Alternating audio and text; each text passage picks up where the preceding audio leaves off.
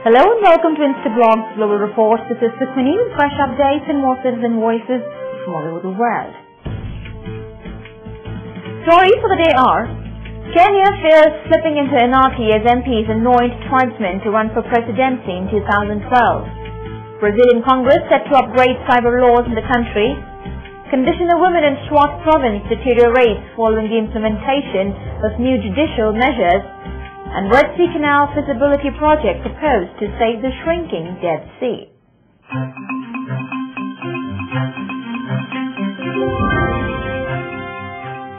For the past 2 weeks, Kenyan MPs have been holding charge rallies anointing tribesmen to run for presidency in 2012. Some of the meetings have been characterized by hate speech and foul language, which many fear is likely to incite Kenyans along tribal lines. Senior Rose Wangui seriously doubts that the country is actually on the path to national reconciliation.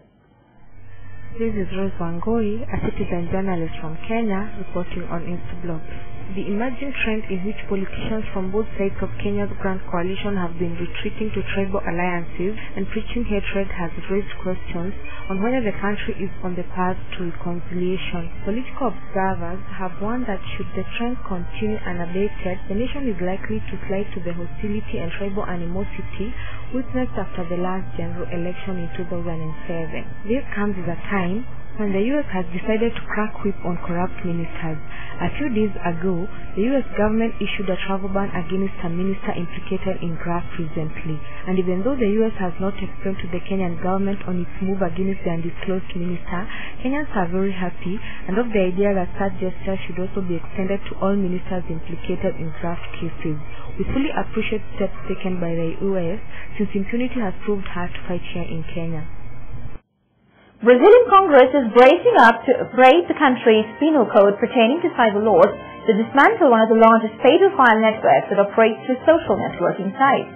CJ Celso Camargo has more on the story from Brazil. This is Celso, citizen journalist reporting from Brazil for Instablogs.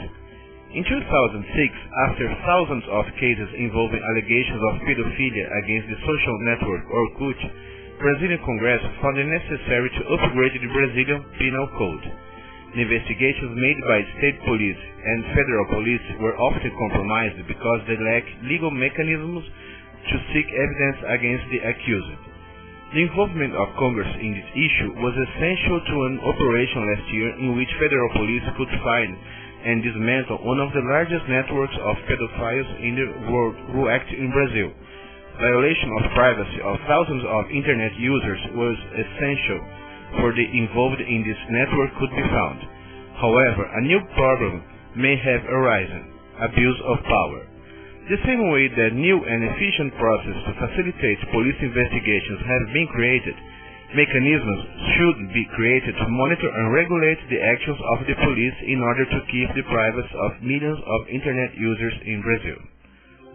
The implementation of Nizam-I-adl in Swat district of Northwest Frontier province to bring peace to the area has instilled fear in the mind of local women who now resist moving out of their homes even for small errands. Karim Khan has more on the deteriorating condition of women within the province. This is Karim Khan, citizen journalist from Instablogs from Pakistan. After the peace deal in Swat in the form of Nizam-I-adl, girls have started going to schools again and there has been significant improvement in the area's overall peace situation. But women have lost the courage to go out for shopping as Taliban have declared it un-Islamic for women to be seen in marketplace. The absence of female customers has caused a sharp decline in the business of people who deal in cosmetics, women's garments and accessories of women's use. Most female doctors have also left the area due to threats from Taliban, leaving female patients of the area at a loss. People feel an urgent need for further negotiations between the government and Taliban to solve the problems of women in Swat and allow them the freedom they deserve. Abundant water from the Red Sea could replenish the shrinking Dead Sea if Jordan, Israel and Palestine give their nod to the Red Sea-Dead Sea Water Conveyance project. CJ Wada Buzurek is skeptic about the new project which she believes could adversely impact the composition of the Dead Sea. This is Wada Buzurek reporting for the Instablogs from Jordan. Jordan is facing a new water dilemma as it is trying hard to keep the Dead Sea alive, yet is scared of consequences the proposed plan may cause. The proposed plan entails linking the Red Sea with the Dead Sea. Such a step could actually feed the Dead Sea.